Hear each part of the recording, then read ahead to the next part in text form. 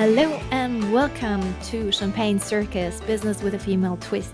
My name is Yvonne, I'm your host, and I'm also founder of Female Business Scaling. Super happy for you listening in and tuning in today. In today's episode, I would like to go a little bit into the process of branding for this podcast and also Female Business Scaling, which we did like in the same time. Last week, I had a very beautiful dinner with a female entrepreneur who's running a multi-million business, and she's in the process of rebranding, and she's working with an agency too. And through our conversation and comparing and sharing learnings and pitfalls so far, I just realized you can use a branding process not only to do the branding and like for the purpose of the business, which we're gonna highlight a little bit. It's even more powerful for personal development as a founder, as a COO, and to accelerate the growth of your company as well. In what way? This is what we're gonna cover now. So usually I love to start with a definition. So everyone is on the same agenda and everyone is knowing what we're talking about. So let me read up a little bit about the branding kind of definition. So branding refers to the process of creating a unique identity or image for a product, service, a company, or a personal brand. It involves how a brand is perceived and how it distinguishes itself from others.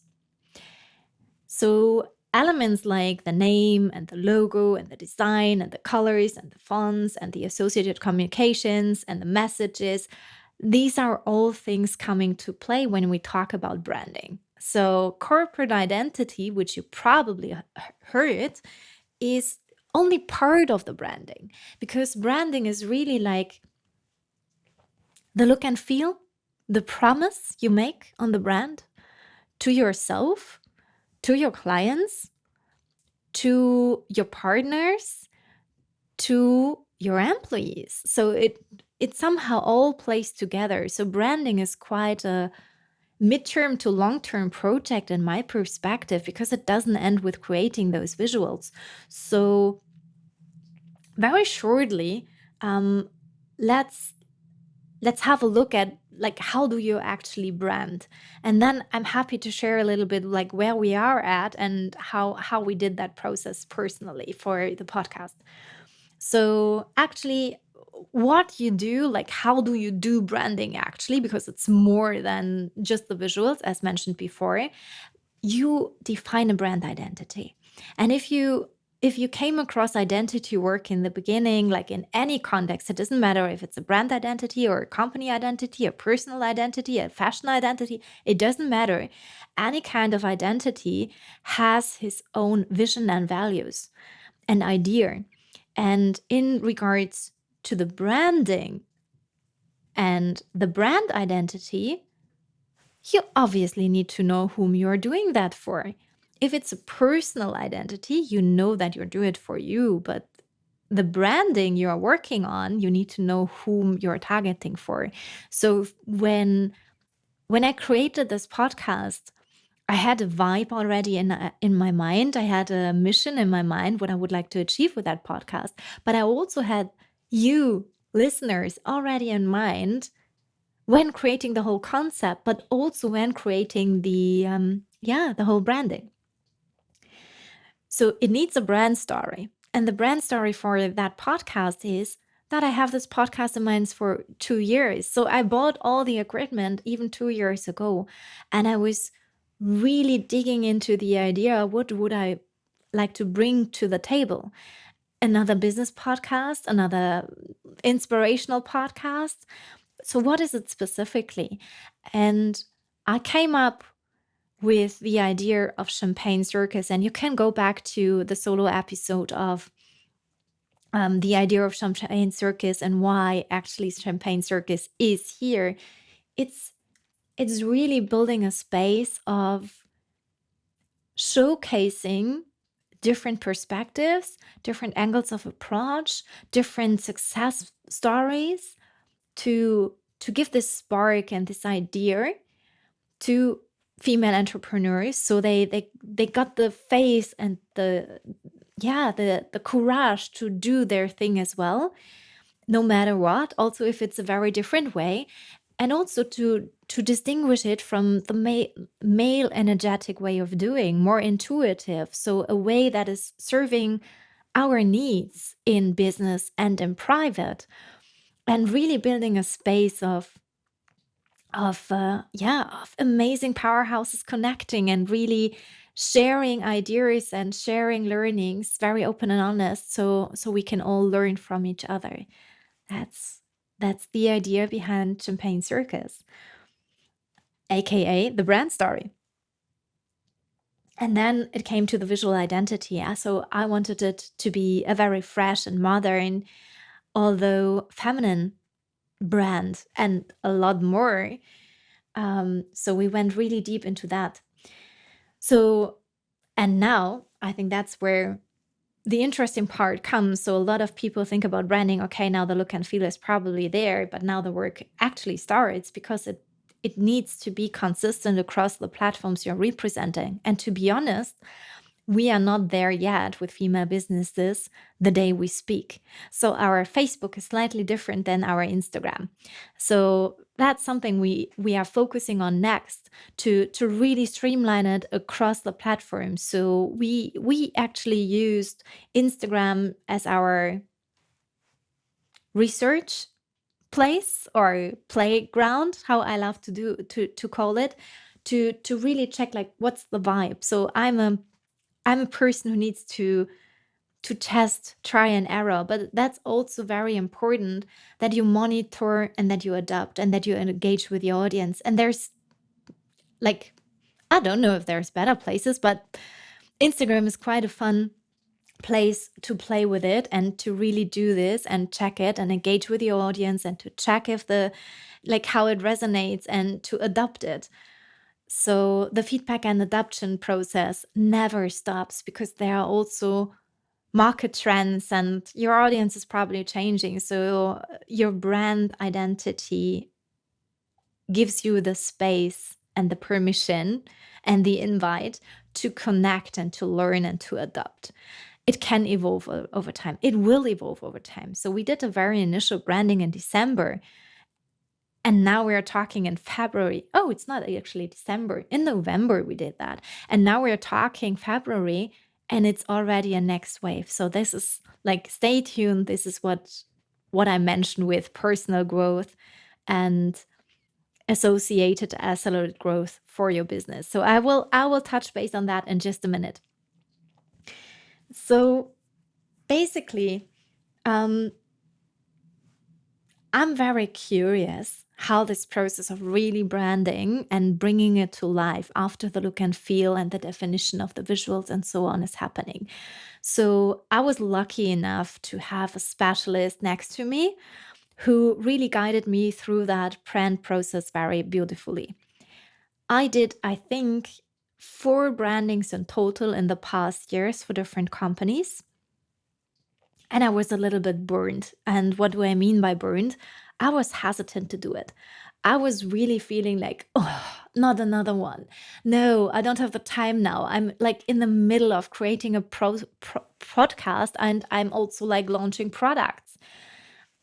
This is too overwhelming, because it takes a lot of energy from the founder, from the strategic minds, or from the leading minds in your business to come up with answers, to come up with values, to reflect on the direction of the company, the values, the like either or. Are you either a coffee person or a tea person, but more in depth, right? With characteristics for the company. So in my experience, it takes quite some headspace.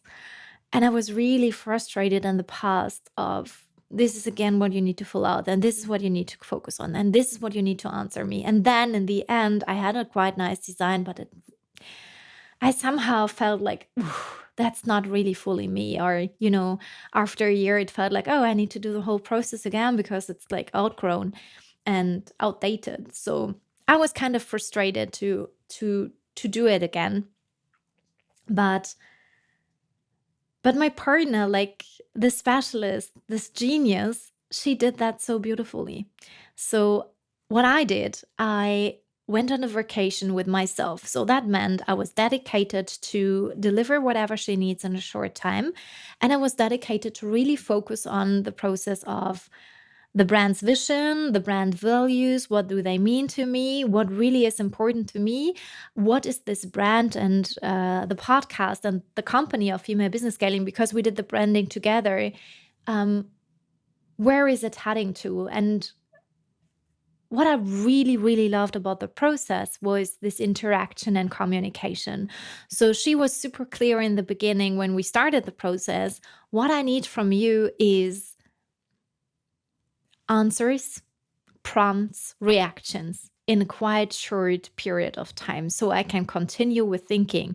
It's a creative process and it's a collaborative process. So I need this interaction from you. So I said, okay, I'm committed to that. That's why I went on the vacation, to really fully focus on that. And then she had beautiful questions and realizations.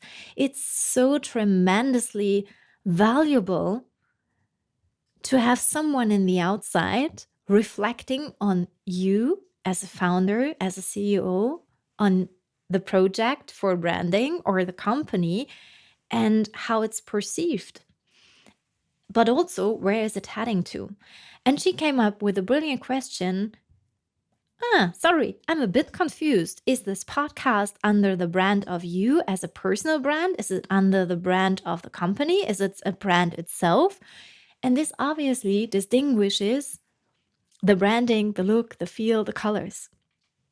And it just made me realize again, oh, yes, it's an own product, it's an own brand, but it's also living in an ecosystem of me and the company and the podcast.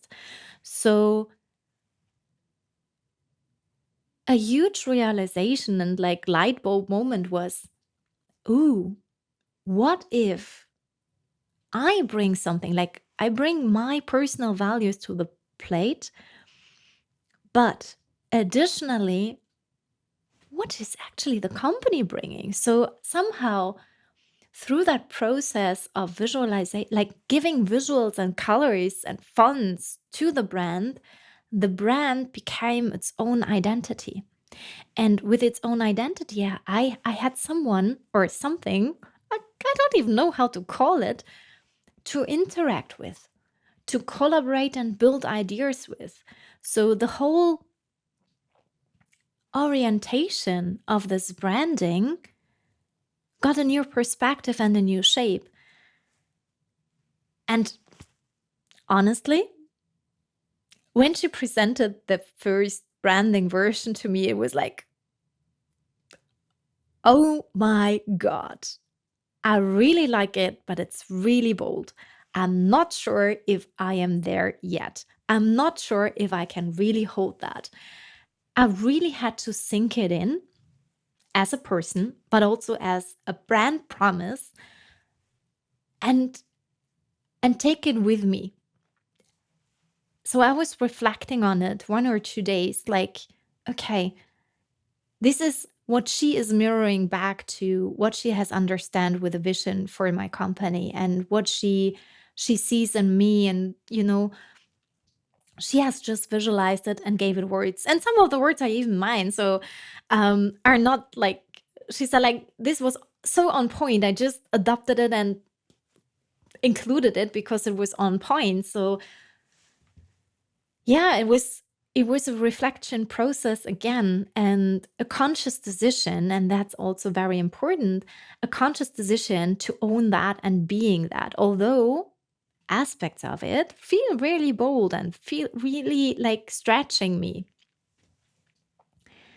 So it gives me the inspiration of whom I need to be in order to really fulfill this promise I'm setting up also for myself with this branding, and for the clients, and for you, the listeners, and for the team and the employees behind me, because the podcast was only a dream 3 months ago. And then I had like people supporting it and this branding genius giving it the look and feel and the vibe and an idea and a visual and a color. and an identity.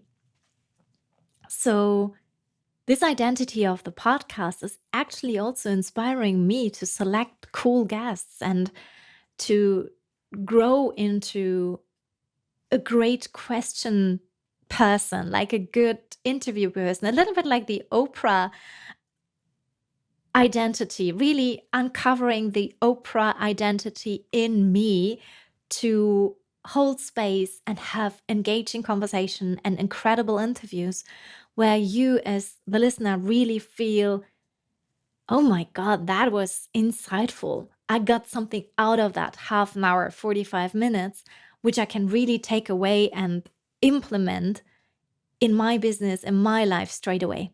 So that's the ambition. And that's a bold declaration I'm making here. And the cover and the whole like design and branding behind this podcast is actually underlining that. So it's on me now, or it's on us as a team, because luckily I've got other genius people around me supporting me on this mission to really make it that space. And now it's on us to be consistent on that and to deliver what we are setting up here in this podcast, and also to implement it across all channels. So if it feels like your branding is already totally 100% you, or even like outgrown, then it's probably time to think about a rebranding. And in order to have a good investment, because branding to me is an investment, it's something you do like short term, but also long term. It's a very holistic approach. So if you invest this time and energy and resources and money into that, how much bigger can it be? So how much can you stretch it? So it's not only reflecting the as is, but the future pacing and the like setting up the dream and going for that version. Thank you so much for listening till the very end and following this behind the scenes branding process a little bit. I hope you got something nice out of it, something inspirational you can take away for your branding and your company straight ahead. So yeah, looking forward to meeting you in one of the spaces. Thank you for tuning in, also for tuning in for the next episodes. So make sure to follow us to not miss any other episodes. It's all around business with a female twist. So welcome to Champagne Circus, and looking forward to meet you back here again. Thank you.